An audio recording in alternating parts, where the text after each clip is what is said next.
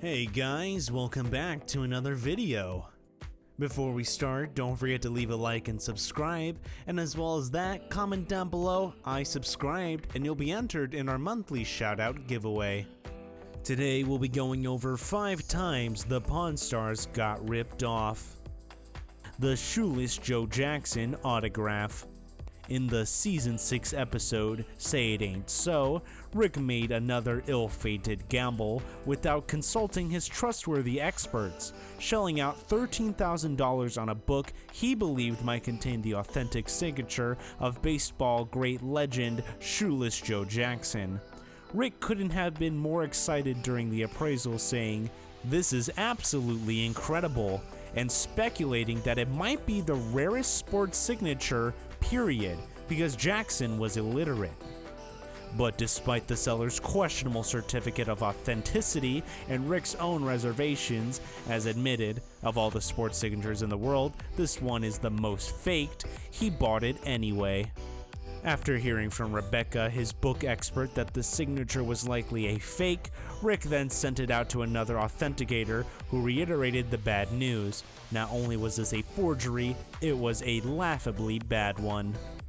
White Sox took money to fix the World Series. They were all acquitted in a court of law. Okay, they were not found guilty in a court of law. So you got the signature certified. Right. When I found the book, I saw what appeared to be 2 signatures. The first one isn't very legible, and then the second. Good hitter, Babe Ruth actually copied his style. If it wasn't for the scandal, there is no doubt that he would make it to the Hall of Fame. Number 4, Rolex. Though Corey Harrison grew up in the pawn shop, he had to learn some business lessons the hard way. To quote himself, "When I first started working the night shift, I didn't have that much experience here, and being the typical 18-year-old kid, I thought I knew everything. It must have gone around town pretty quick because I bought 6 fake Rolexes in 1 week. His foolish ways cost him $4,000 and really ticked off his family." Viewers have learned there are thousands of tricks sellers use on fake timepieces. Corey's dad, Rick Harrison, shared some time-tested tips in a 2009 segment, but his bottom line was this: if you're going to buy a Rolex off of somebody, don't buy it off the internet, don't buy it off Craigslist, come to a guy like me if you want a used one, or go buy a new one. Don't buy it off the street. Number 3, the Jimi Hendrix experience. A lot of customers stroll into the pawn shop toting guitars, but when a long-haired seller claimed to own one of Jimi Hendrix Electrics, Rick Harrison got all fanboy behind the counter. To quote Rick, "If this was actually owned and played by the legend himself, this will be the coolest guitar ever to walk into my shop." Harrison brought in a local expert, Jesse Amorso of Cowtown Guitars, to examine the item. Amorso confirmed the '63 Olympic white Fender Star Coaster was in fact played by Hendrix.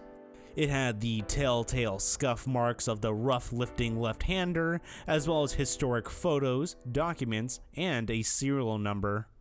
Amorso estimated it was worth $1 million at an auction.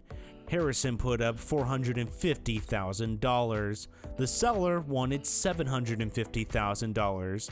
As he turned to leave, Harrison jumped to $600,000, but those boots kept walking.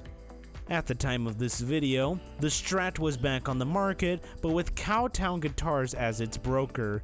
Did Amorso make a backdoor deal with the pawn shop's customer, or was his niche business simply a better fit for the Fender? Number 2.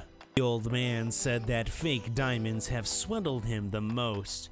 When cubic zirconia, a synthetic diamond doppelganger, first hit the market in the late 70s and early 90s, many a pawn shop was duped.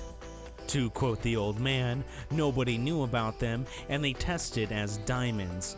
He went on record by saying he wasted nearly $30,000. Cubic zirconias don't pose much of a problem for today's pawn trade. The old man's grandson, Corey Harrison, even filmed a DIY video for the History Channel in 2009 called "How to Spot a Fake Diamond." In short, the Fox rocks are too perfect, said Corey. There are very, very few perfect diamonds out there, so the hawker on the street probably doesn't own one. To be sure, he recommends examining gems under a magnifying glass or asking a reputable jeweler to take a closer look. Number 1. In a History Channel segment in 2010, Rick Harrison discussed the time he was cheated by a girl's best friend. A man in a sharp suit was looking to pawn a pair of diamond earrings. Harrison asked all the right questions. The seller gave all the right answers and even had a receipt. Harrison forked over $40,000. 3 days later, the police showed up. The jewelry was stolen. The victim got her diamond earrings back and the criminal paid the price, but Harrison was out his $40,000. That was the biggest bust I have ever had in the pawn shop, he said. With that said, this will bring us to the end of the video. If you enjoyed this video, once again, be sure to leave a like and subscribe, and as well as that, comment down below saying I subscribed, and again, you'll be entered in our monthly shoutout giveaway.